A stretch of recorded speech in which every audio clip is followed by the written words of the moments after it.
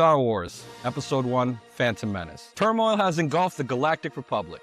The taxation of trade routes to outlying star systems in dispute. The Trade Federation has blockaded the planet Naboo, stopping all shipping to resolve trade route disputes. As the Republic Congress debates the crisis, the Supreme Chancellor sends 2 Jedi Knights to intervene. George Lucas says, guys, it's Star Wars. They're made for kids. When I read the Star Wars, like taxation. I walked into this last time. I literally stopped watching it an hour ago. And I went in like, all right, I'm going to watch this as if this is for kids. Because in all the interviews that I saw with George Lucas, he was like, Star Wars is for kids. Why is everybody getting mad? They don't get that. It's just for kids. And I'm just like, no, it's not. Yes, it's for kids, but then it's also for the adults who were kids when Star Wars came out. Also, too, if it's a kid's movie, why the fuck is it 2 hours and 15 minutes? It could have been a fucking 90-minute movie. Could have honestly ended fight in the fucking desert to kill fucking Darth Maul, or they get away and then it's the end. But we're going to start right now. I'm going to let you take it away. All right, Star Wars, Episode 1. This is the movie that kicked off the prequels. If you're kicking off the prequels, nothing says I'm going to get people hooked like taxation, trade routes, and bureaucracy. Because, man, when I was 9 years old when this movie came out, I knew everything about that. Everything. Did you understand? Not a goddamn thing. All right. What were your expectations going in? Well, obviously, when I was younger, I started off with the original 3. My dad had a whole box set of VHS with all 3. Grew up watching those. And then when the new one came out, because, you know, trailers, you saw the pod racing, Darth Maul. I'm like, this thing's going to be badass. They showed all the good shit. Yeah, they showed all the good stuff.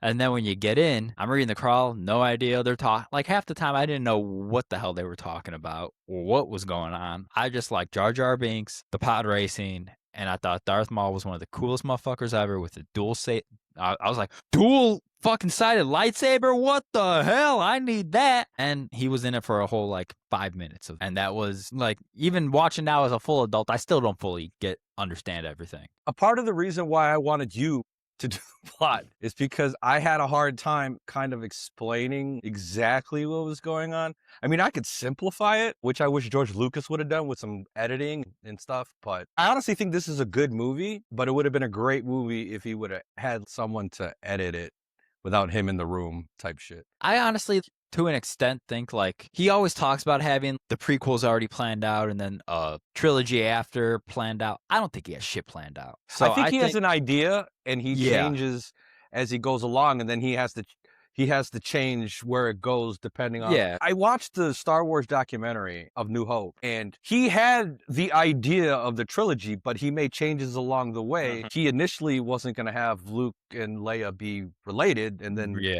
going into the third one, he's like, all right, I'm going to do that. Is why he kissed his sister. Yeah, he didn't even plan Anakin to be Darth Vader. Like, it was Darth Vader killed your father, and now you got to go avenge your father. And then watching New Hope again, Luke asks Obi-Wan about his dad, and he's like, when I met him, he was a great pilot. I'm like, was he? Or was he a little slave boy who fucking never finished a pod race? You know, like, what the fuck? In Return of the Jedi, right? He asked Leia, do you remember our mother?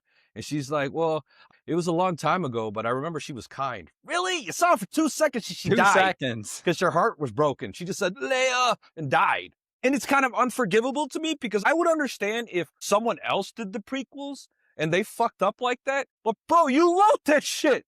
Yeah, how badly they messed up the other 3 trilogy, like switching directors, and he didn't write that shit. So at least George Lucas can be like, I didn't write that garbage, but you needed a vision, you should have just let J.J. Abrams have his fucking vision instead of do one and then have another guy fuck it up. Nothing about Star Wars. He went against the grain on everything. Yeah. And then J.J. Abrams spent the whole half of the third movie trying to fix all the fucking shit he fucked up and then trying to finish up the story. And then it turned out to be convoluted bullshit. Somehow, Palpatine returned. Yeah, could you give us an explanation? Like, you could explain it like Snoke was a bad clone of it. You could explain it. We had to just think. I don't know. Maybe there's a book or a cartoon or a TV show or a video game that explains. That's my problem with maybe not Phantom Menace, but episode 2 and 3, because there's a lot of shit. It's like, oh, you gotta read the books, or if you would have saw this in the Clone Wars, it's like, I don't got time for all that shit. Hey, don't hate on the Clone Wars. I mean, I never finished it, to be honest, but Clone Wars was peak stuff. I finished it. I mean, I watched the last season and in a couple episodes of the first season, because the last part of Clone Wars, it goes in with Revenge of the Sith. So I want to see that. And it made me watch Revenge of the Sith with a different, You know, like I know all this other shit's going on. The fact that I just, oh, you need all this stuff. Like after the Obi-Wan Kenobi show and all that shit, it finally redeemed Hayden Christensen for me because I'm like, all right, like sure your dialogue was, I don't like the way you deliver. Like I don't know, I hate Sen. I don't know, man. Like it's just. But again, all the acting in all three are terrible. Yes. So are the actors bad, or was it the dialogue and the writing the way George Lucas wanted them to say and deliver lines? There was a guy who wrote it and directed it, and his name is George Lucas. So I blame him. That's who I blame. I think he, you know, they go in there, and I believe they try to do their dialogue like, you know, more energetic. And he's like, tone it down a little bit. I wrote it to be more somber. You gotta talk like this. But I mean, even the dialogue in the original three is fucking trash. More so the first one. The second and third one got a little better. The banter got a little bit better. Everything else got a little bit better. It's the first one. And I believe it's because they had to continue on with the characterizations that they established in the first one. So it's like, you were talking like this in this one, so let's carry it over there. I just think George Lucas should have stuck to just writing it, creating it, and overseeing it. It was fine. Return of the Jedi and Empire Strikes Back are easily one of the two best ones. Are Debatable. they dated? Are they dated? If they looked more modern, they would be more. It's just that it's a lot of dated, like, you know, a lot of claymation and all that fucking shit and stop motion, and it's old, you know. But the story, the acting, and you gotta also watch it like thinking like, wow, at that time this shit was revolutionary. Yeah. These effects were fucking awesome, even though we're like, yeah, this totally looks like a green screen. But yeah, continue on. All right. So episode 1 started. You're expecting either an awesome lightsaber battle at the beginning or anything like that, but no, they get sent in to go Obi-Wan. You get introduced into Obi-Wan and Qui-Gon Jinn. Obviously, we know Obi-Wan is Ben Kenobi because Obi-Wan Kenobi, and then we get introduced to his mentor, Qui-Gon Jinn, who I think is another thing that really upset me. I thought he was going to be more into the movies. You get someone like Liam Neeson. He was honestly my favorite Jedi in the film, and I think he was just a badass.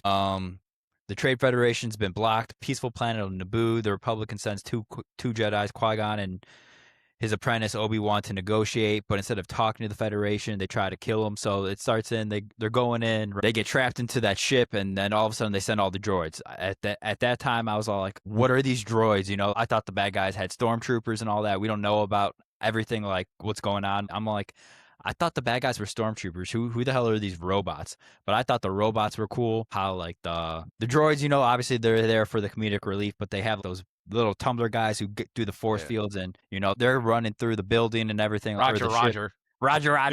They're running through the ship and everything. They take their hoods off, it's immediately, I have a bad feeling about this, you know, like it's immediate. And and then Mr. Miyagi and Jackie Chan and them were just like, we got to kill them. No, you go. And, you know, and they send the fucking droid to fucking go and serve them tea or whatever. I thought they were poisoning them with the tea, which made me surprised when Qui-Gon started drinking it, but then the gas started coming. Yeah, they escape from the ship. They meet Jar Jar, and then they go to Jar Jar's city. They make a deal with like his leader because they were going to punish him. So they were like, no, we saved his life. He owes us. So he's going to help us find whatever the fuck. And then you go into the underwater thing, and then they have the big fish. Yeah. There's always a bigger fish. And now that shit look awesome. Underwater shit like that scares the shit out of me. Like, even if it's in a pool, I'm scared. I think it's Jaws from when I was a little kid. If we could just take Jar Jar Binks out of this, it would have been better. The kids would have been a lot more bored through it, though, because they don't have anybody fumbling around and fucking up shit. But that's basically it. They meet Jar Jar. They go to the Gungan city. They talk to the leader. They find out that he messes shit up all the time. They kick him out. And they were going to punish him, and they're like, no. We'll take him. He'll help us. We saved his life. He owes us. They do the mind trick. They're like, you're going to give us the ship and stuff, or you're going to give us transport. They're like, all right, we're going to give you this fucking submarine or whatever the fuck they got. And that's when they go through, there's always a bigger fish. Then they go to Naboo. They saved them from the droids. And as they were trying to make their escape, their ship gets damaged. They have to land. They land on Tatooine. And then Padme goes along because she's like, I have to go. And then Qui-Gon's like, I don't think that's a good idea. And then the dudes in the movie was like, the queen demands it because she's the queen. Now, let me ask you a question, Adam. when you were watching this, are we supposed to? I was watching this thing. It's weird because sometimes Queen Amidala looks like Natalie Portman and sometimes she doesn't. Were you fooled as a kid? Did you think that they were two separate people? Yeah, for sure. I also was like, why the fuck they make Natalie Portman play two different characters? So when the reveal happened, I was like, okay, like, Because I think the person playing Keira her, Knightley. yeah, It's Keira Knightley is her double. Keira Knightley is her double, and she's acting as the princess, but it's really Natalie Portman. Yeah. Her Going like, I am Queen Amidala. I will do this and I will do that. And it's like when she's with the Natalie Portman character, it's Keira Knightley. But when the Natalie Portman character is not there, it's Natalie Portman. I don't know. It distracted me even at first watch. When I first watched it, I was like, why is this girl playing two different roles? And why does she then, is that how at one point I thought there were two different Amidalas, which they were. It was just, I didn't think they did a good enough job. I know they try to make them sound the same too with ADR and they're both sounding like, yes, Qui-Gon, we will do, like, I get they did that. But when the reveal happened, I was like, okay. They didn't make a big deal out of it really either. They're like, oh, cool. Yeah, like it was supposed to be like a major like plot twist, but like no one really cared about it, I guess. And since we're going into Padme meeting Anakin, let me tell you my first, okay, I don't think I prefaced this yet. I love Star Wars. Overall, the overall arc of it, the overall theme, the characters, I love it. But just like with people you love, there's a lot of bullshit that comes with it, right? Here's my problem with this. You didn't have to make Padme 14 and him 10. You could have just made them both 14. You know, don't get me even started where I'm like, in New Hope, he said, when I met your father, he was one of the greatest pilots in the universe, or whatever the fuck he said. Galaxy. Let's start there. And then go from that to him becoming a Jedi and then being like, he's too old. The only time we really see Anakin as a great pilot is, he made the pod racer, raced in the pod, great there. But other than that, you never really see, and then obviously. The end. Yeah, I was going to say, we'll talk about the ending when he got, but other than like the next few movies, I don't know. They never show really him being like an amazing pilot, you know? That's when people are going to be like, You gotta watch the Clone Wars and you gotta read the books, you know? And it's just like, I don't got time for that. I look like I read. Listen, I tried to, I haven't read a book in like emails. That's what I read is emails. You didn't have to make them so, because it was just weird watching and I'm like, these two are going to fuck each other one day. It just felt weird to me. Like, it was just, and it was a different dynamic. And I mean, they are only 4 years apart. I mean, it is, yes. I mean, when you're 14, but it's a 10, teenager in high school with a grammar school kid. Yeah, but that's just like in high school. I mean, you're going to tell me seniors are never dating freshmen? This is just okay. How would this look if this was reversed, though? That's normally how it is reversed, though. Normally, it's always the senior guy dating the freshman girl. I had that happen plenty of times in high school. I just think he didn't have to do this. Me and my wife are 4 years apart. I met her when I was 18. She was 22. Everyone called her a cradle robber. The age difference felt longer back then, right? Yeah. Yeah. It felt like more than 4 years. I couldn't drink yet. I couldn't drink yet, so... No, you were a designated driver. Anyway, all right. So regardless, my whole thing is it didn't have to be that way, but he made it that way. All right. But my thing is you didn't have to do that. You could have made them peers just on different classes. True. I have to say, for him being a slave, it's a pretty damn good life, man. Did you see where he lived? They lived in a nice little they lived in a nice little duplex. He got a fucking droid he's building. He tells him like, clean up the racks and you could go home. And he, yippee! It's like, oh, he's such a good boss. You let him go home early and shit, you know? It's like, when you've done pushing this aisle, fucking, you can go home. Oh, woohoo! Yippee! Yeah. Thanks, I'm like, he's not so bad. I'm like, listen, this is slavery, right? They go get him. You know, they try to do the Jedi mind trick on him to get this part that he's trying to get from him? Because that's the whole thing, right? There's something he wants from... He's the only one that's got the part because it's a special... no one has the parts for it, but because he's got the junkyard and stuff. I forgot what they got. Oh, yeah, to fix the ship. Yeah, to fix the ship. Yeah, so... And he's the only one that would have parts for that kind of ship. So, you know, he needs fucking 10,000 credits. And, of course, you know... Then he tries to do, you will give it to us free. And he's like, Jedi tricks don't work on me. Only money does. So they got to figure out a way how to get, you know, so they're trying to do the pod racing and Anakin convinces them to let him race on it. And then they throw in the deal to get him as well if he wins the race. After that, they have the dinner with them at his house because they're and that's when Qui-Gon kind of gets the sense that he is the chosen one. Anakin sees the lightsaber on his waist. So he's like, "Are you a Jedi? Because you have a laser sword, and only Jedi's." And I thought it was funny because he's like, "No one could kill a Jedi except for you in 3 movies. You're gonna fucking do that shit. No one Well, can only kill a Jedi's Jedi. can kill other Jedi's. Yeah, Jedi's and clones apparently could fucking kill." Here, I forgot to say this. You know what I think too? Also, I think the first one should have been called Revenge of the Sith, since Maul was like, "We can have our revenge." And You know then what I've seen that where they say like every movie title should be like switched. number 2 should be the Phantom Menace, and then number 3 should be Attack of the Clones, because the clones attacked the damn Jedi. Yeah, I've seen that before. All right, yeah, it's not original. I saw that somewhere, and I just kept it in here, and I was like, you know what? That's right, George Lucas, you're a hack. Okay, let's talk about the real fun of when they're on this planet. When we get introduced to the bad guy, we find out that Maul. Because he's like, no, because you guys fucked up. I'm sending my guy to get the job done. And that's when he comes up on behind and he's just like, "Yes, I will do it." Yep. Should have had more of him. You could have got rid of a lot of all the other bullshit, and you could have had just more of him and just have the whole fucking movie him chasing them. The whole fucking movie. And then also, too, I would have liked it if in these movies, do you remember Anakin getting trained? no.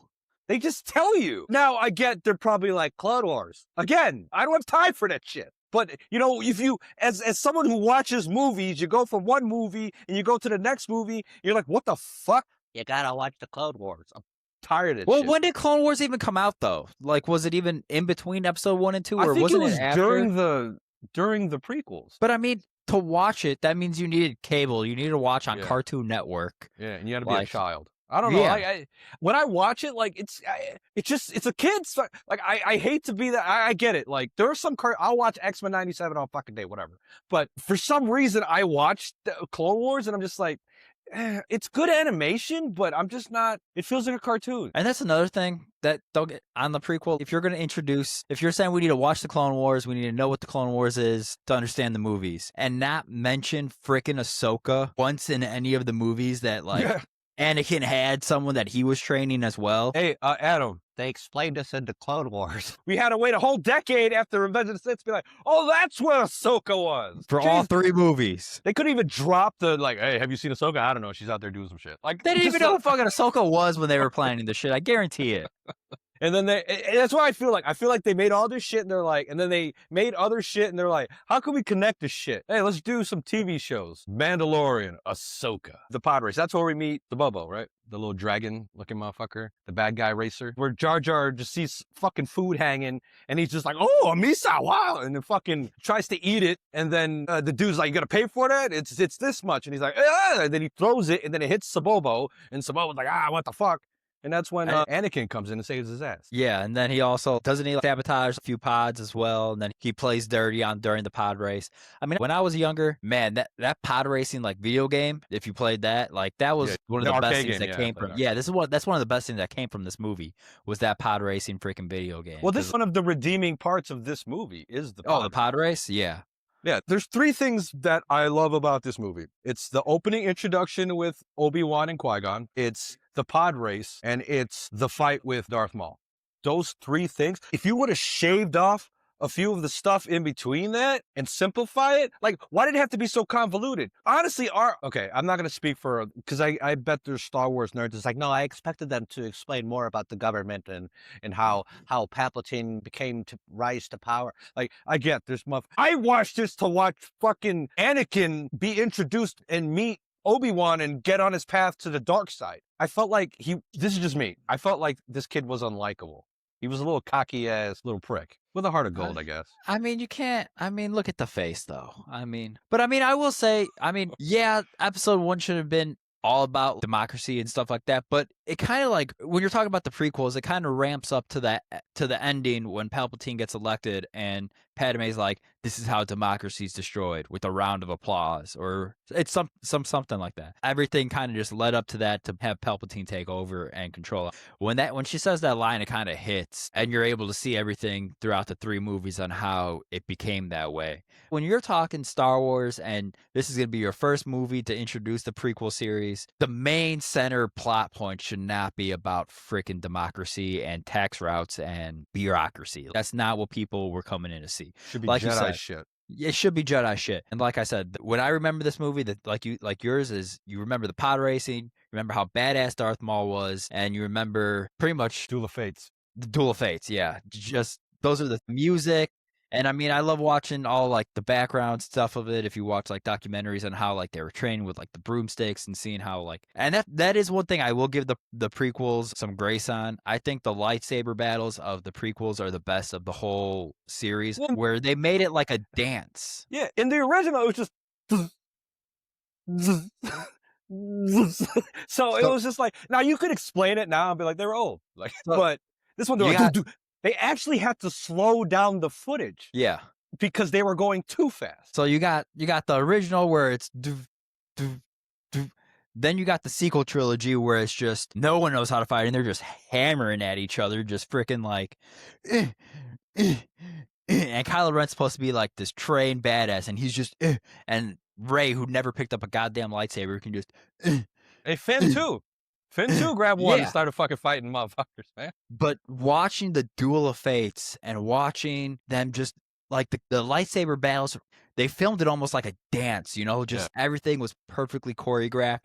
The jumps, the backspins, the doof, doof, doof, doof, The doof, music in the the background. music around. That's one thing that out of everything people say the prequels got wrong, that's something the prequels got right, was just how badass the lightsaber duels were. So he wins the pod race. We didn't talk about this deal. I felt like Qui-Gon I was like, you didn't even try to negotiate a little bit more? He was like, yeah, I want the boy and the mom. And he's like, no, 2 slaves not worth a ship. He's like, okay, just the boy. I'm like, are you really that quick? You got to think about it this way. I mean, where do they get all the young apprentices from? I mean, obviously, in my eyes now watching it, They just probably take them? them from their homeland, take them Yeah. away from their parents. If they've sent someone that's force sensitive, they probably kidnap the kids or take them from their parents and go train them to be Jedis. I'm going to get more into the mom at the end of this movie because it leans more into the end of this movie. But all right, he makes a deal. He does a little dice, which I believe was phony dice. I think he had that shit rigged. But then Yeah, he knew Qui-Gon that it was used rigged. yeah, that's why he was like, So- you motherfucker. Yeah, And then that's also too, in my head, I'm like, if you're so confident that you're going to win, bro, just be like, fine. If you win, you can have both them motherfuckers. Also True. too, yeah, okay. I was going to say it, but I'm going to save it for the end. All right, so they win the race. They go in. They tell hey, you're free now. And I'm free. And the mom's just like, yeah. Well, I guess the mom looked at it as like, all right, he could have a life now. He's going to go train to be a Jedi with these. yeah. So I'll stay here and be the slave. And like you said, being a slave there with them wasn't even that bad, I think. No, he was fine. I mean, he got to go home early and shit. Yeah, and I mean, He got the I pod doubt- race. yeah, I got the pod rate. I mean, what was she really doing probably as his slave? Cleaning the shop and stuff like that? It's a PG-13 movie, so we're just gonna move forward. Because I could have theories. on That's what I'm she saying. was You could have doing. theories on what she was doing with that Yeah. nose and stuff. Who knows? but- That dragonfly might be fucking Anakin's fucking dad. I don't know. She's like, it was nobody. Because I told this guy I would never tell anybody. All right. And then during all that, before the race, that's when we get the explanation from Shmi, which is his mom, about like, oh yeah. Because he asked him about his dad. What happened to his dad? He's like, oh, he went to go get a cup of blue milk and he never came back. He's just like, no, one day I woke up, I was pregnant. And then 3 wise men came and gave me gifts. How did he find out he had midichlorians? Did he scan him or some shit? I think Qui-Gon was just able to sense him. Like smelled him and shit? Yeah, he's just He like licked him. He's like, licked yeah. his ear and He's like, sniffed him and like very strong in the midichlorians are there. Oh my God, he's the chosen one. Also, Well, too, I- no mention of the chosen one in the crawl. I mean, fucking that should be I the also whole think- thing. I also think though, like Qui-Gon is supposed to be, like obviously like because Qui-Gon truly never dies even after he dies. He's supposed to be like this more spiritual character. So I think he was more force sensitive to the nature of stuff around. So I think he was able to just like sense the midichlorians in him. Because Qui-Gon's supposed to be this. I mean, yeah, I heard backstories. He fell in love with someone and all that stuff. He was supposed to be like, I don't know, just the more level-headed and more connected in the force spiritually. So I think he was able to just sense the midichlorians on him since he's more one with the natural force. Wouldn't it have been cooler though if this whole movie was the search for the chosen one, This movie would have been a lot cooler in a lot of ways. where Obi-Wan and Qui-Gon are on a mission to find him before the fucking dark side finds him, and I don't know, like, this is just George Lucas just I have all these ideas in my head, and I'm just gonna throw it all out there. But did they know the chosen one was out there yet, though? Apparently he did, because they were like, "Oh, he is the chosen one." Well, I 'Cause knew they know of the chosen one. they know of it, but they don't know like when the chosen one's going to be coming. No, they didn't. So they like They the didn't chosen even one, know exactly what the chosen one was gonna do. They were Yeah. like, "Yeah, it's gonna bring balance to the Force," but they didn't know. Like, first he's gonna fucking Destroy the destroy the balance. Jedi, and then that's what's gonna help bring the Force by his children. I mean, he is still the chosen one because he gives us Luke and Leia, and it's Luke who brings balance to the Force. So by proxy, Anakin is the one who threw, but he didn't because he survived. Okay, see, I don't know if he was a clone or he survived. I don't know. Because they don't fucking explain it. He was just there. All they explained is like, oh, there are many ways of the dark side. I don't know what the fuck. What that means. They moved on. They're like, all right. But then again, we go into the Clone Wars. Darth Maul's supposed to be dead. Somehow his anger and hatred for Obi-Wan was able to keep him alive. He was ahead for a second with little legs. It had to grow, I guess. I don't know. I didn't watch the Maul show. If Darth Maul could survive getting cut in half and then thrown down a fucking shaft, I think Palpatine can survive just But he was getting old thrown as down a fuck. shaft. All right. So, all right. So they go through all this whole dramatic shit, right? They go through the whole. He doesn't know if he wants to go, and they have that moment where he's leaving with Qui-Gon, and she's standing outside, and he stops and he runs. No, Runs I don't back. want to go. I want to stay with you. And you have to go. You're gonna be the greatest Jedi. I don't know. I forgot what she said. But then he goes, before this, that's when Darth Maul pops up. He's in the desert waiting for them. And then he's got that cool, he's got like a scooter or a bike or something like that racing through. And it's the first time Darth Maul's meeting up with Obi and Qui-Gon. And I just thought that fight was a little too fast. And then they retreat. And I'm all like, really? That's all we see already? We've been going through all this stuff. And that's the first real lightsaber action we see. And they retreat and it's too fast and they just leave him in the dust. And he's just there just watching the ship go away. I don't know. They should have had it where Obi-Wan fought him and lost. Not died, but lost, and they had to retreat. And that's when they realized both of us have to do it together as one. And, and that's why they fight him together at the end and shit. Him beating Maul should have been that's when it should have been he's ready. Instead of being oh, he's ready because they're like, you already have a paddle. No, he's ready. Go, take him. I can take this one in. It's fine, He's too old. I guess they have to be babies. Because he was old. Luke Skywalker then was old as shit then when he was trying to be a fucking Jedi. Yeah, and Yoda had no problem training him. Yeah. Do you remember what it looked like when they first showed Yoda in this one, when it was just a puppet? Because now in the special editions and stuff, it's all CG now. But in the beginning, they used a puppet. That I don't remember because the way I have the box set of all 6 movies, and it's the one Disney release where everything's even in the original series, there's CGI in it, so I can't remember the original. I haven't watched the original and the original copy and since it probably came. And what did you think about the scenes with Anakin and Padme? She's playing kind of the big sister nurturing type, I just felt like she was horribly directed in this. It was it's like George Lucas, don't move your face. Don't show mouth. any expressions. Just talk like a robot as much as you can. Maybe he thought that's how they talk in space. I don't fucking know. I mean, he created the shit, I guess. Why is a 14-year-old a queen? Anyways, where's her parents? Whatever. They didn't expect, I don't know. You got to read the books. You got to watch the Clone Wars. Whatever. So they go back, they go to Tatooine, right? And then they meet Palpatine and shit. The group heads to Coruscant. Oh, Coruscant. Is that where they meet Palpatine? Yeah, the group heads to Coruscant. Padme tries to get help for Naboo, and the Senate is endless. Meanwhile, Senator Palpatine quietly begins his plot to rise to power. That's when he's nudging Padme to call for a vote of no confidence in the current chancellor. As a child, were you aware that Palpatine was Sidious? No. Okay. Not at least in this first one. Okay. Because I watched it, I'm like, it's the same dude, except the voice sounded even the same. He made zero effort trying to change his voice. He was like, Queen Amidala. He was still talking like that shit. Could have hit his face a little bit more. I don't know. And I'm against the whole he looks like that because he got fucking his own lightning fucking cast upon him. I thought the dark side made you look like that. I thought too, yeah. But as you went apparently along, the dark side only makes you have fucking yellow eyes. Jesus, but the lightning turned him. Yeah, to see again, it was like you didn't have to do. Over-explained some shit. It could have just been, oh, he grows. It should have been like Palpatine. He was he was the Chancellor and all that. But as he was in the dark side and the years went on, he was starting to show more, and that's when he started. Yeah. We got to rush our plan to starting to see right through my makeup. I don't know, but that's just me. Didn't have to do all this. All right, so they go and they meet and fucking Padme says that Zod from Superman 2, he's not fit. They're like, he needs to step down and we need to vote for a new leader, which happens to be Palpatine. Palpatine. And you're like, oh no. But in my head, I'm like, does nobody see that this is Sidious? No. It was like when Trump. It was like when Trump first got elected.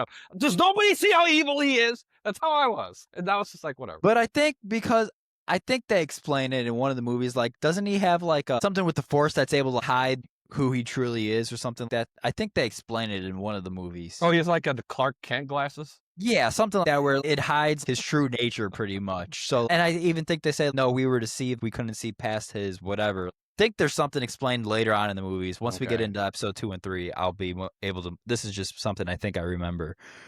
Something like he's able to hide his true identity through the Force and being the Sith. So that's why no one can sense his true. They're wary of him, but they can't really tell why.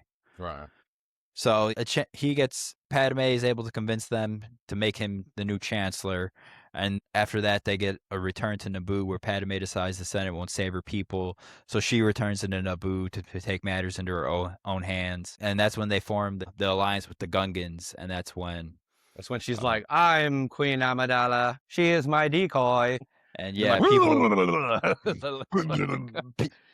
don't know. What is that? All right. And then they form a plan with the Gungans for a multi-form plan to take back the planet. And that's when we see the plan happening to where eventually we get to that giant battle in the field where you got the Gungans versus the droids going on. And you got fucking Jar Jar Binks just fucking being clumsy and shit and doing some good at it while he's doing it. But still, I'm like, okay, I get it. You need the kids to ha ha ha, fucking instead of just saying Roger, Roger, Roger, Roger. And then that's when we have the fucking triple threat match. Or no, the handicap match. The 2-on-1. Yes, the finale ends up with a giant 4-way finale, and we got 4 battles happening at once. We got the ground battle, the Gungans facing off against the Trade Federation droid army. It's more chaotic, colorful, beautiful sequence with all the energy shields going on. You got the freaking claymores going through, and they got the catapults, and that's where Jar Jar Binks is all setting things off and stuff like that. Then you got the palace assault, that one that Padme's leading. She leads the strike team, and then you got the space battle. Once they tell Anakin to stay there, and of course, Anakin's got to be like,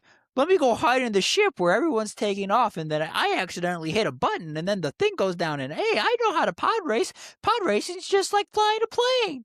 And then he goes into... He was accidentally a good pilot. Yeah, and then at that same time, then you got Duel of the Fates between Qui-Gon, Obi-Wan, and Darth Maul. This was all fucking cool, man. I mean, as a finale, having 4 battle scenes going on at once for like all the boringness that happened previously, and then you got 4 things. And I think if they spread that out a little bit even more, they could have had, if you cut some of this filler bullshit, have like the Gungans and the droids battling a little bit earlier in the movie, and then instead of everything happening at once, where I wish we would have stayed on the handicap match. I wish. Yeah, that's exactly what I was getting to. If we just stayed there the whole time, I think the Duel of the Fates could have been even cooler. They could have pushed that out a little bit more. Kind of like, no, I want to go back. Yeah. I don't care about the Gungans anymore. If we saw that earlier, just show me some badass lightsaber duels. And that's what I'm talking about editing. You could have edited this where you could have had those 3 planes of action happen all at once and finish that, and then end with the Darth Maul versus Obi-Wan and Qui-Gon to end the whole thing and just stay there instead of going away. And I'm just like, okay. And then your kind of emotions change a little bit to whatever that's. So your emotions keep changing where it's just like, I'm trying to stay on this momentum of emotion watching this fight with them and watching it progress and escalate. But you keep taking me away, and I'm just like, I gotta watch this fucking little kid fucking fly around. And I think that's another thing that they really did mess up with not having Darth Maul in their battle is cool and awesome, but you really don't get a lead up to it with him being as badass as like a guy Darth Maul is. There's no lead up to really the fight of anything. He just shows up. He's He just badass sh- because they say he's badass. Yeah, he just shows up like he's supposed to be Palpatine's freaking apprentice. But he kind of looks like he's badass, though. You You got look at him, the- you're like, this guy's probably really fucking good with a lightsaber. Yeah, And he and has then, a two-ended one. and then you kill him off in the first movie. Technically, I mean, And he's, again, when he died, we thought they killed him Yeah. off in the first fucking movie.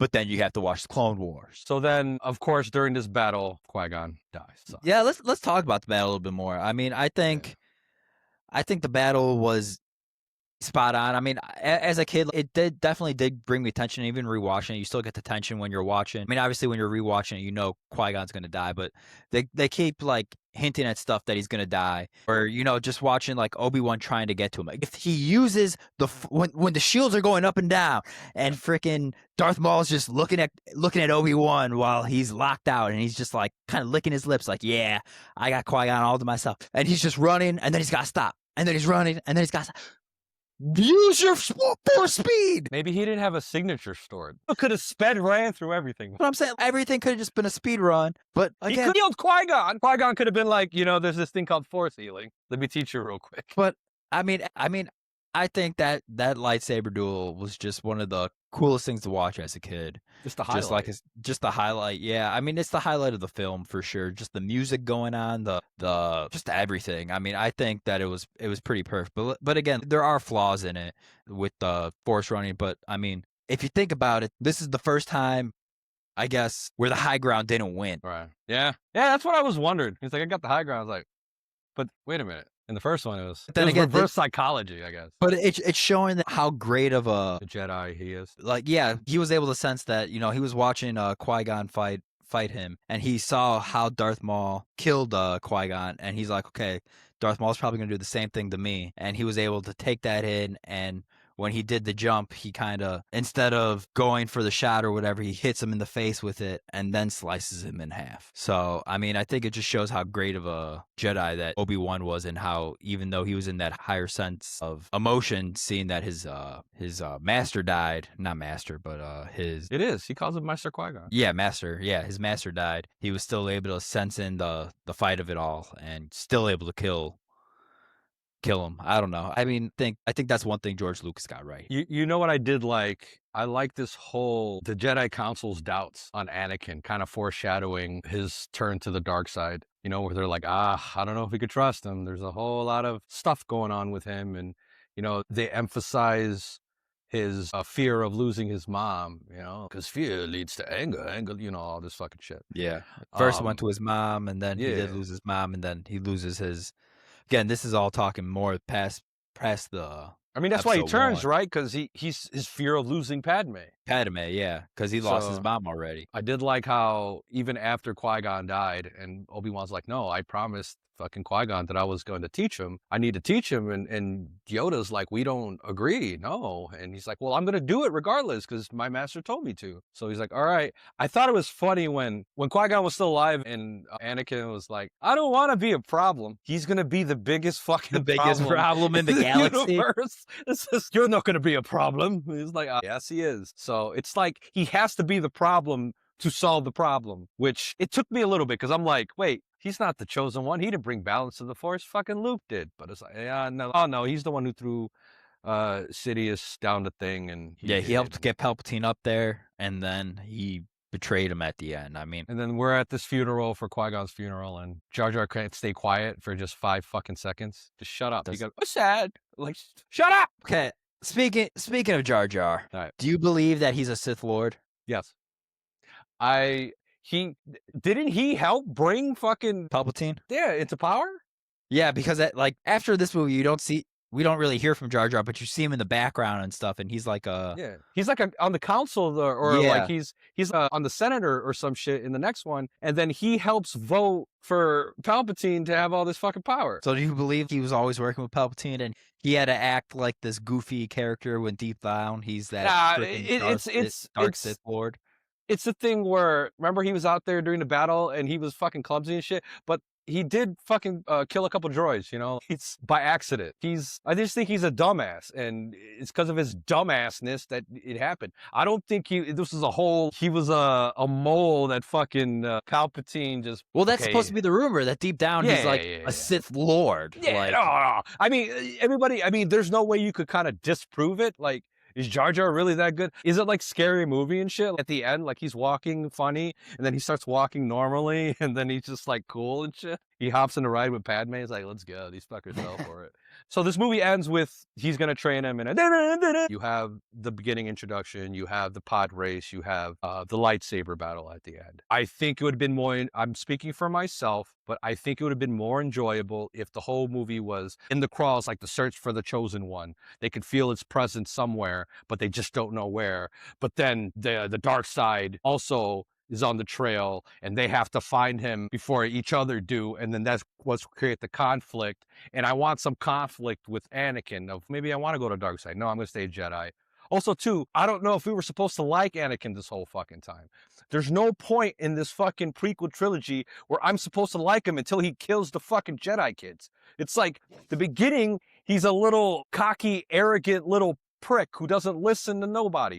In the second one, he's a whiny, emo little bitch. But then in the third one, he starts off as the whiny, emo little bitch and turns into fucking Darth Vader. And that's what I'm like, awesome. It's because of how George Lucas made everything. I'm spending the movies like, all right, let's go to Darth Vader.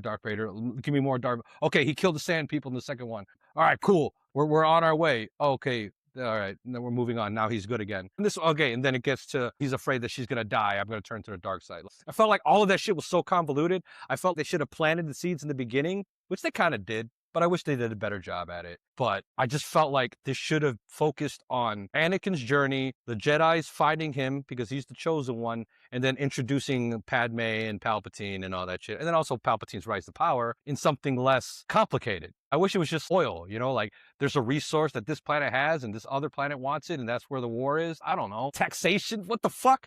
All right. I don't trade routes, blockades, and it took me years to understand. Oh, okay. So the blockade, you could go in, you just can't get out. All right. Because I was wondering, how'd they get in? Oh, okay. You just can't get out. Because when they tried to get out, that's when they got attacked. I was surprised because I thought that you absolutely, like my friend Abel, right? He blindly loves this shit. I'm like, you understand all the tax stuff? He's like, yeah, man. I'm like, bullshit. Shut up. But he was a little older than you when he watched this, so I guess maybe he likes that shit. Whatever. When I was younger, this movie didn't hit as hard for me. But then as I got older, as the second one came out, I'm a Clone Wars stan. I know a lot of people hate the second movie as well. I think the second movie, it does a little bit better. I'm a huge Count Dooku stan. I love Count Dooku in that movie. You could have introduced him at the end of Phantom Menace. I need a new apprentice. I'm here because Yoda says there's always two. It's never just one. It's always the master and apprentice. So he got to replace him right away, right? But no, at the end, we're thinking that fucking Sidious is just a master with no apprentice. But then in the next movie, it's like, oh, Count Dooku's here. I would also consider in that movie, I think Count Dooku's too old to be an apprentice for him, I would say. That's another thing, too. I love Count Dooku. The second and third movies where I'll come alive a lot more. Those ones are the ones that I enjoy a lot more than the first one. The first one, we'll argue a little bit more. We'll argue a little bit more. I think we agree on the main part. Everyone kind of hates the same thing for episode one. Everyone likes the same things for episode one. I think that's kind of universal there. But I got some hot takes for episode two. Episode 3 is my absolute favorite Star Wars movie ever. I think that one's a pure masterpiece. Overall, I have my problems, but overall, I love the prequels. And it's because they do what this movie did was, regardless of all the other shit that was too much, it got you to point B to the next part. And it did it. Anakin's ready to get trained to be a Jedi. Obi-Wan is taking over. Palpatine is looking for a new apprentice. And he's rising up in power and all that shit. So at the end of the day, it's Star Wars. So the next one we'll do is episode 2. I said this earlier, and we're going to wrap this up in a minute. I said this earlier, and I was going to bring this up at the end of this movie. I don't understand. Correct me if I'm wrong, Adam. Is Padme not a queen? She is. Okay, so she has money. Oh. Right? Yeah. Why the fuck didn't she just buy his mom and keep her with her? Have her be her handmaiden or her posh slave? That's what I understand. Why was he like, fucking 16 years old or where the fuck he was before he was just like, you know what, I'm going to go see how she is. It's like, and by that time, she was sold and married and had kids and was kidnapped. You know what? I've been having dreams about this for a decade. Let me go look for her. All right, that's my problem. And doesn't she even bring it up? You having the same dreams about your mother or something like that? Yeah, which is funny. It's like, again, I don't want to go too long on this, but he tells Padme that I'm having this dream that my mother is getting tortured and murdered or whatever, and then it happens. So when he tells her, I'm having dreams that you're going to die giving birth to our kids, she's like, you saw that the dream he had before came true. And this when you're like, that's crazy. What are the odds? You know? All right, but that's where the conversation is going to be a little more interesting with the second and third. Again, honestly, the first movie could have gotten explained in a crawl. To be honest with you, you could have explained all this shit in a crawl. They found the guy. He turned out to be the chosen one. They did this. Darth Maul was dead, and fucking there's only, you know, they could have done all this, and we could have led right into him getting trained as a fucking Jedi in this fucking movie. We didn't have to find him as a little slave kid. I think that is what the whole Star Wars is missing in a whole, what you just brought up right there. I think that's a perfect point. Besides seeing really Luke getting trained by Yoda just for the little, you never really see the Jedi training and going through what they were doing to be like. I think they just tell you, and I think that's something Star Wars is highly missing, is just watching people. I mean, again, I guess if you watch the Clone Wars, you see people. You gotta watch the Clone Wars. You gotta read the book. But I want to see Anakin. Video game. I want to see Anakin getting trained throughout the series, like some badass training sequence or something like that. I want to see him be a shitty lightsaber guy and turn into a good, good one. Yeah. He gets it. He's like, I don't know how to hold it. Like, he's like holding it one hand. It's like, no, you got to hold it with two. You know, I don't want to see him getting trained like how they were in the prequel, in the original, just with that little fucking droid. No, he's supposed to be in the woods like fucking Leia was and all that shit. And the other one, like Rey was, you know, like Luke was. You know, carrying Yoda. I want him to not carry Yoda, but carry Obi-Wan on his back. You know, and I want little kid Anakin to do that. So it's the opposite. Instead of big Luke, instead of big Luke and little Yoda, it's fucking little Anakin and big Obi-Wan. And come on, man. We could talk about this until we're blue in the face on how it would be better. The fact is, and I hate when people say this, and I will defend the prequels like I will defend the sequels. When people are like, that's not my. It happened. It still happened. It's canon. So when people are just like, that sequel, you may not like it. It's still canon. It's Star Wars. No, I heard they're changing to make it not canon anymore. Until they come out with a movie that says none of that really happened. It was all a dream. Then I will believe it. But from right now, at this point in time, with everything we know, unless there's a book, a video game, or TV show out there that says otherwise, this is canon.